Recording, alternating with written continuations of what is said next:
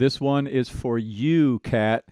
Kat is in my ambassador circle, which is like my inner circle over on Patreon, who are people that are committed to the mission of this channel, which is we want to celebrate raw, visceral, live, human vocals being expressed in an authentic way. We also want to help out artists who are coming up, artists that we feel don't have as much attention as they deserve. That's what this channel is all about. I do react to some bigger artists, obviously, as well, because I need to build up the channel. But the whole point of it is so that I can get to a point where I can do some reactions that are going to lift and help people. Like we reacted to Scarlet Faye, who was one of the background singers for Ren a couple weeks ago, and I saw a tiny little bump in her subscriptions after I did a reaction to her song, and that was like, that made my day. So I'm really excited about this channel growing specifically so that we can do that. And one thing I want to figure out in our meeting that I'm working on scheduling for the Ambassador Circle this week is who are some of these smaller artists that we can lift up with this channel. That's what I want to work on. So come over, links in the description if you want to come join my Patreon community. I also have some fun free chats, some community chats as well. So come check us out over there. Here we go. Thank you so much for this recommendation, Kat. I can't wait to listen to this. It's about time I get to Jacob Collier. And I just did Aurora yesterday, and I'm still charged from that reaction. So here we go. I'm going to listen all the way through, give my impression, and then go back and break it down. If you want to skip my reaction and go right to my vocal analysis, go to this timestamp here. All right, here we go.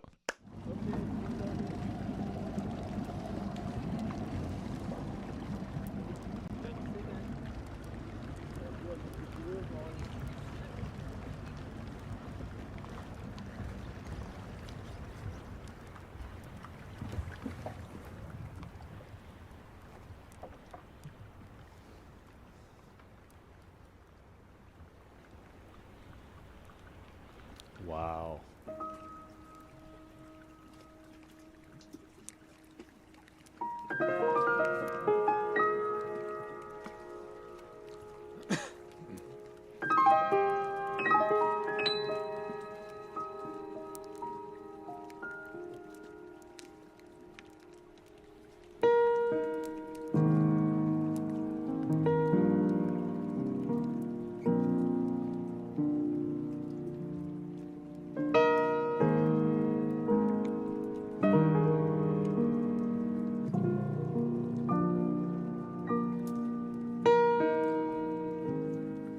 I'm on a rock somewhere. It's the only one I know, and I know it well.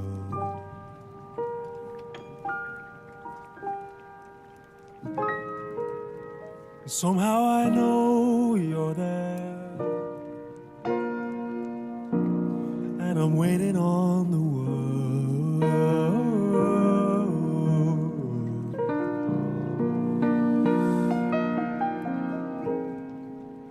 I'm ringing the old church bell. See the people come and go, and they go so well. They're counting the coins back there. It's the only thing they know.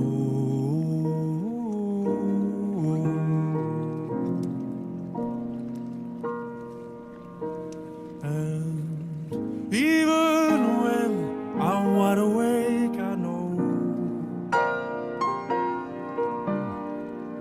that you've been having other dreams for sure. If nothing's ever gonna change at all, I'll be waiting on the world,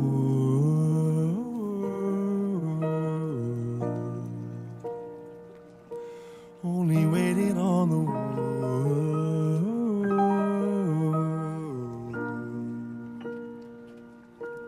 I'll be waiting on the world.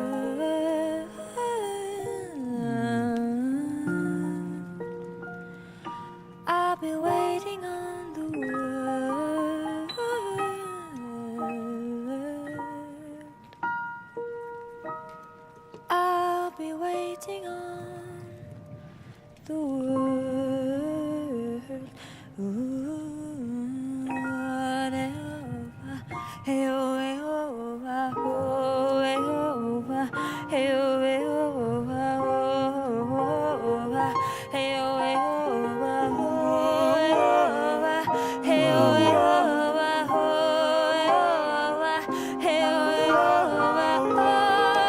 Is what-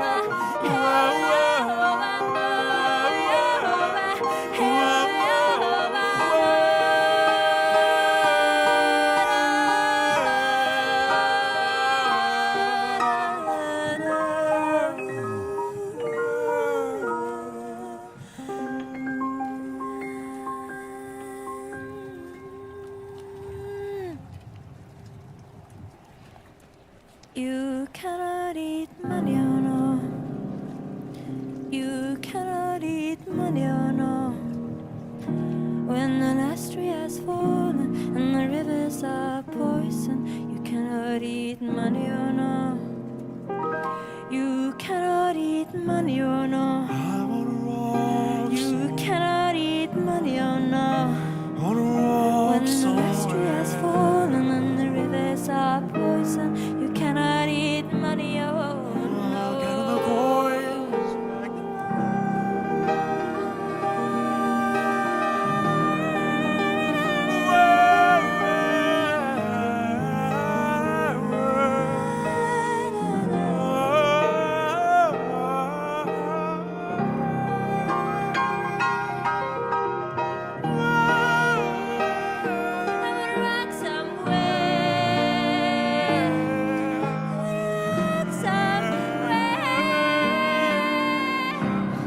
I'm on a rock somewhere.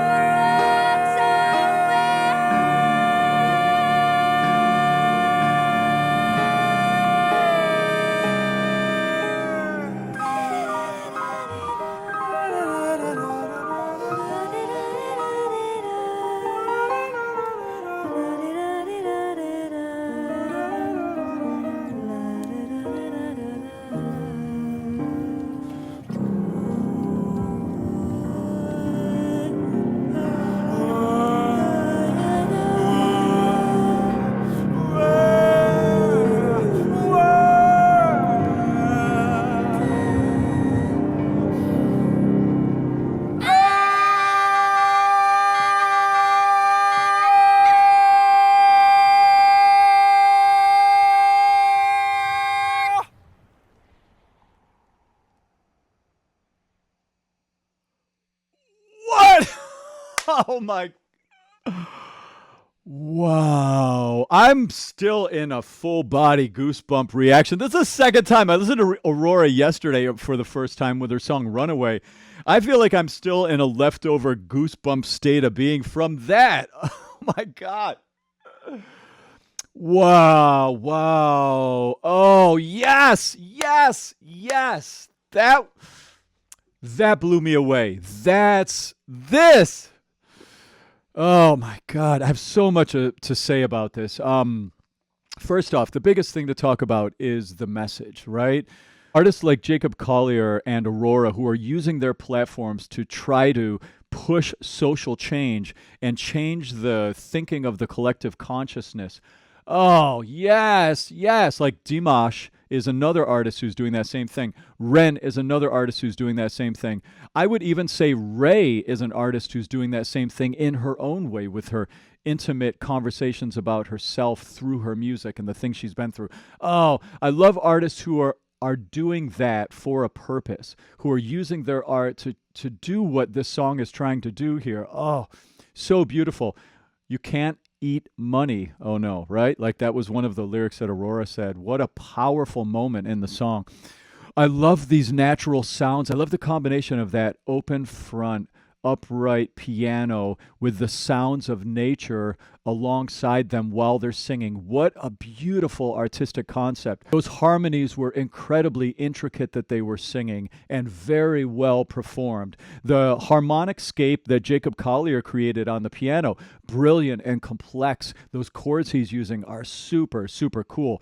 His vocal tone is really interesting. I really haven't heard him sing solo before. I've seen a couple little things that my students have shown me of him doing, like ensemble vocal stuff before, but I haven't heard him actually straight up sing a solo song before as a vocalist. He has a really interesting voice. I'm excited to break down his tone quality with you all and just talk about the elements that I hear in his tone quality when we go back.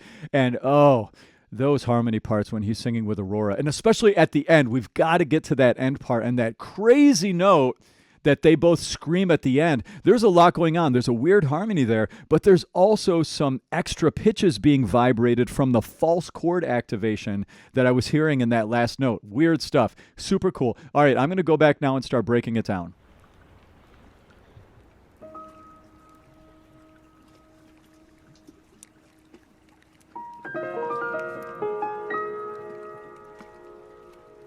The microphone capture of that piano sound, oh, it's so clean and detailed. I'm impressed with the audio capture of this whole thing out in nature like they're doing here, because you can tell that this was definitely performed in the video take that we're watching here. So good.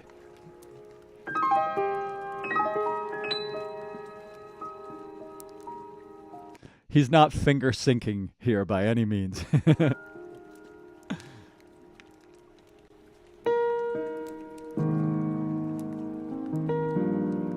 Oh, that chord progression, like, so gorgeous, right? Oh.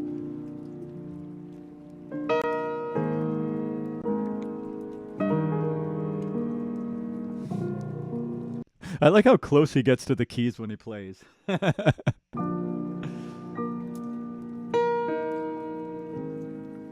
I'm on a rock somewhere.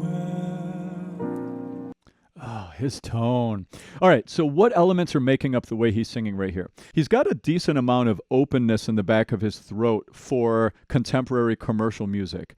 Choral vocalists, which I know he teaches a lot of choral music, they teach a lot of inner space. And that's a way that you as a choral singer create a sense of fullness in a section when you're singing with multiple other people. You get your opennesses to match each other, and that creates a sort of fuller, warmer sound for the section, for like the sopranos or altos of a choir or whatever. And it's very normal for choral vocalists to sing with more space than a contemporary commercial music singer. However, he doesn't sound like he's just using his choral voice. This does still sound like it fits into the contemporary commercial music world of vocal technique. The thing, though, that's missing that would make it sound even more in the world of contemporary commercial music would be to access a little bit more compression in his tone. Now, I'm not saying that it needs it at all, but if he were to try to make it a little more poppy sounding, he would need to activate a little more compression. He's got a little bit of extra space in the back of his throat. He's got this wind element in his tone that he's using a lot, which is kind of the core of his sound right here. He changes and gets a little more metallic and brassier in his tone later. Let's keep listening. I'm on a rock somewhere. Did you hear that openness and that airflow in his tone? So beautiful what he's doing here. It's the only one I know, and I know it well. He sounded like a jazz singer there. And I know it will. That little sliding stuff that you hear him doing there, that's straight up like throwback vintage jazz style singing.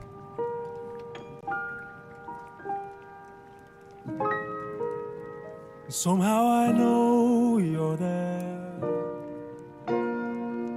He's not using very much vibrato at all in his singing. And I'm waiting on the word.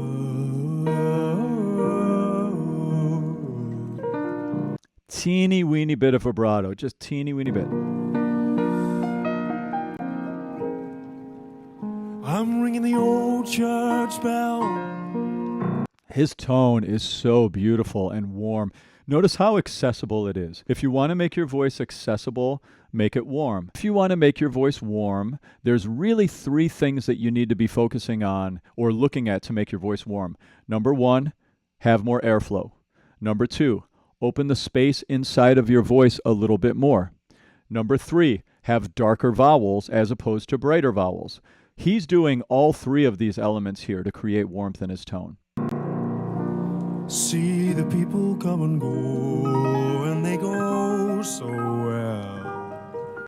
So here, so there's a darkness to those vowels. There's a lot of airflow in the sound, and he has a decent amount of openness in the back of his throat. That's how he's getting all of that warmth and depth in his tone right here. They're counting the coins back there.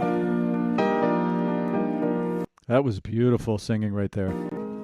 They're counting the coins back there. This tone right here and this chord progression right here is reminding me, for whatever reason, to this band called the Dirty Projectors, if you've ever listened to them. Oh, such cool music. It's the only thing they know.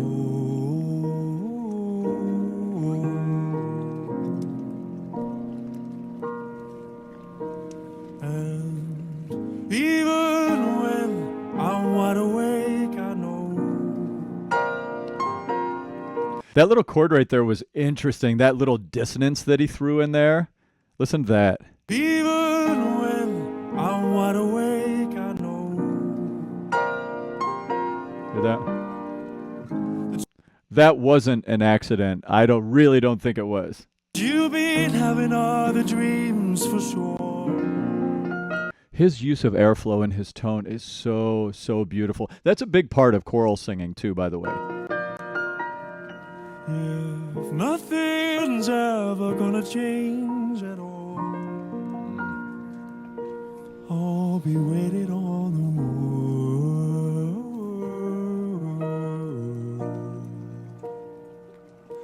only waiting on the world.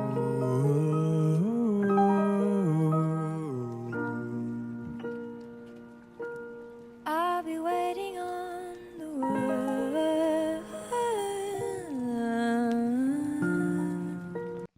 I love the contrast of their two natural voices. He's got all of this depth, all of this openness, all of this warmth, and she comes in light, like a fairy that just descended from the clouds, right? Very light, very pure. She's starting off with a lot of airflow in her tone, in the same way that he has a lot of airflow in his tone. Let's see how she modulates in and brings in the brass element in her tone and goes back to the wind element.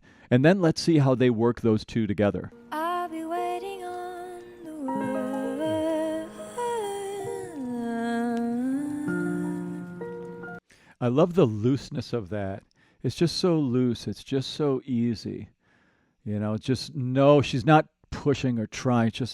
There's just so much natural, organic expression just coming through. It's like, I feel the thing I want to feel and just let the voice fall out of me with that expression as the impetus for the sound. Like, that's what she is a master of. She's so connected to her expression. Her technique is tethered to her expression so beautifully. So is his, too. I'll be waiting on the world.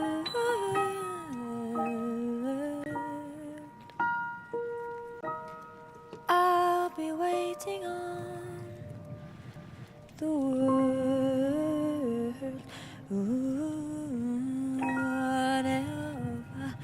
oh, hey, oh, ah, oh, hey, oh, ah, hey, oh, hey, oh, ah, oh, ah, hey, oh, hey, oh, ah, oh, hey, oh, hey, oh, ah, hey, oh, hey, oh,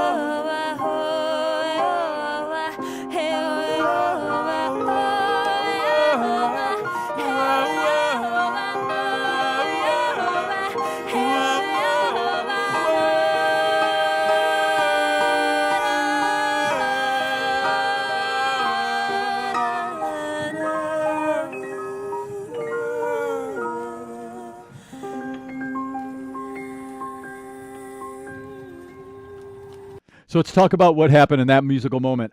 Okay. So she starts off da da da da da. She's got that little melody there.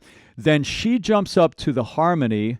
Then Jacob Collier drops down and da da da da da. Then he's doing that for a while, doing the initial melody that she threw out. and then she starts stacking harmonies on top of him, and then eventually he starts singing harmonies and starts escalating up into higher pitches inside of the chord as well himself. And as they're both doing that, they're getting more and more bright in their vocal tone, they're increasing the air pressure, they're getting more brassiness and thickness in the tone to create this growth and intensification. So good, right? Let's go back and listen to all of those things happening in there again. The world.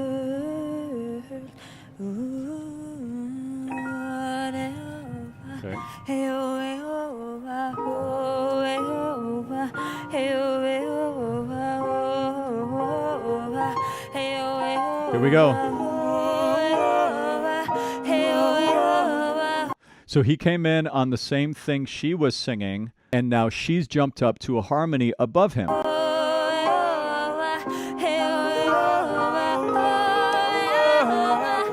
Then she jumped up another time.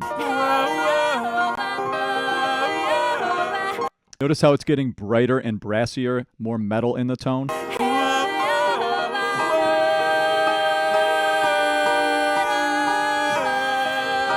little, oh, so good. That little dissonance, that's called dissonance. When you've got two sounds that feel like they're fighting each other, then they resolve into consonants. That's what's happening right there. Oh my God, listen to that again.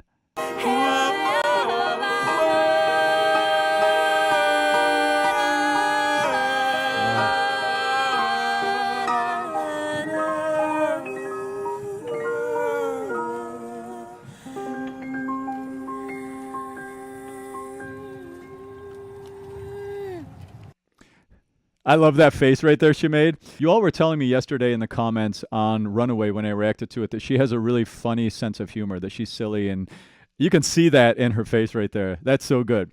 Also, did you notice how coming off of that section, how they were brassy, but then they got windy again as they left the phrase? This is a very common thing you're going to do as a singer. You will let go of the brass on the exit of a phrase. At the same time, you allow the vocal folds to slightly gap open and allow the air to come through your voice. So let the air go. That's what they're doing right here on the end of that phrase right there. So beautiful, so beautiful. Now let's listen to this last section. You cannot eat money, oh no. You cannot eat money, oh no. That is a potent lyric. You cannot eat money, oh no. You cannot eat money, right? What a powerful message. When the rivers are toxic, and I forget what the other lyric was. Oh, yeah. Yes, this is what I mean. This is like world change music, right? When the last tree has fallen and the rivers are poison, you cannot eat money, oh no. You cannot eat money, oh no. I'm on a rock. You cannot eat money, oh no. I'm on a rock somewhere. So he's singing that first line that he opened the song with. I'm on a rock somewhere. You can't eat money, oh no. Look at this. I feel like, God, I could do a whole nother pass and just do this like interpretive analysis of it. There's a lot of like symbolic stuff going on here, you know? On a rock When the last tree somewhere. has fallen and the rivers are poison, you cannot eat money, oh I'll get on the no. coins.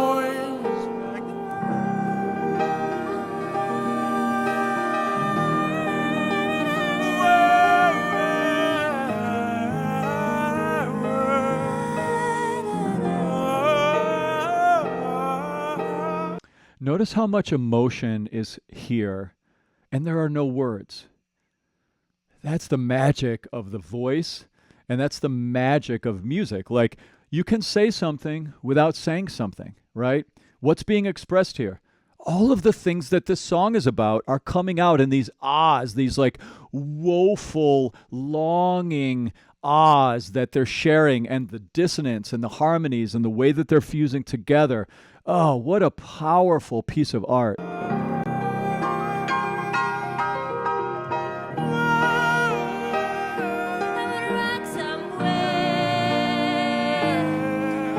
His range is amazing. He's got such depth of tone. He's able to access such low richness in his tone, but he also has incredible fluency and the ability to keep the warmth in his tone very high up in his voice.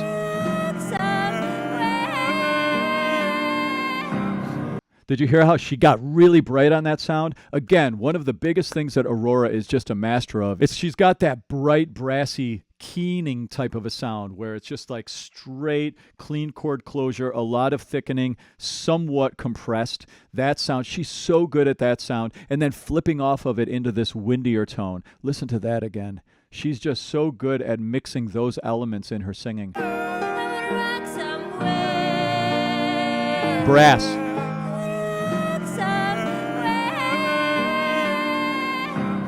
I'm on a rock somewhere.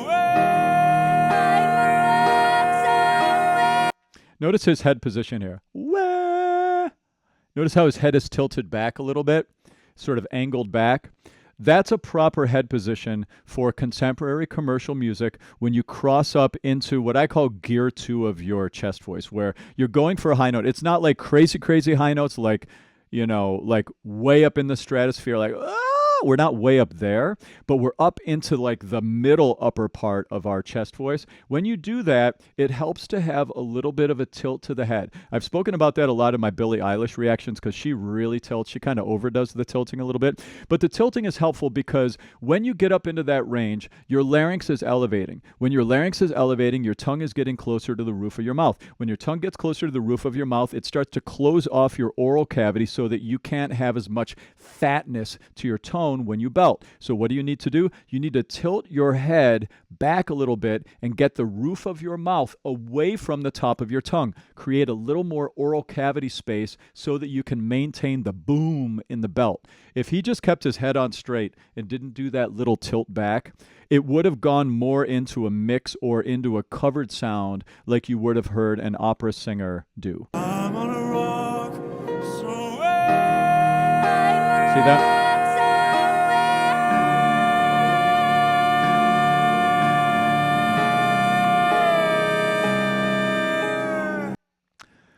The cleanliness and the precision and that laser-like beaming tone that she made there. Oh, it's so good. Her voice is so magical. It's elemental, really. It reminds me of Bjork in that way for sure. I mentioned that a little bit in Runaway yesterday.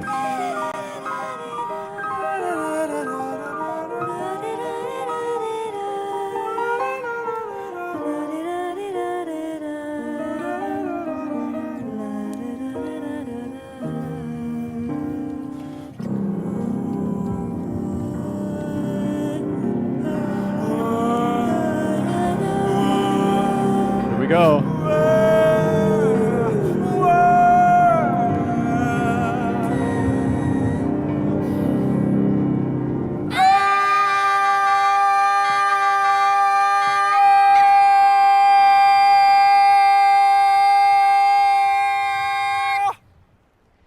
Whoa! All right, we have to break down that sound right there. He's singing a G. She's singing a D. And then halfway through the note, she goes, there's like a little change from D to C, but that's not all that's going on. If you really listen closely, you can hear a little, like a little gurgly sound that's found a pitch. And that's the false vocal folds vibrating as well. That's created by compression. You cinch the pharynx in your throat. You've heard me talk about that if you've listened to some of my other videos where we have some gritty heavy metal singers, or Chappell Roan uses it a lot, like that creaky door sound. When you activate that, you bring your false vocal folds into the stream of air, causing them to vibrate. And if you do it just right, it can get a pitch to it. And right here, you can hear that there is a little false chord activation. I think it's from Aurora. I think that she's the one doing it, but it could be from Jacob Collier, because men and women both can access false vocal fold vibration. But what I'm hearing, in addition to the pitches that they're singing, I'm hearing the vibration of the overtones of the false vocal folds activating. So when it first starts, it's a D, and then it goes down to a C by the end of the held note. You can hear halfway through the note that something changes in there. That thing that changes is partially Aurora going, ah! She's going D to E to C, and then the false vocal folds are also going from D to C. Listen back for that. So he's she's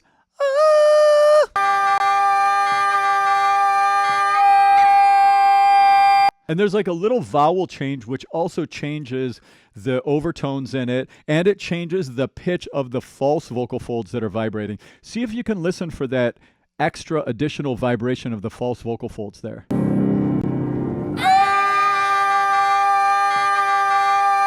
It's like a little distorted sound around the tone.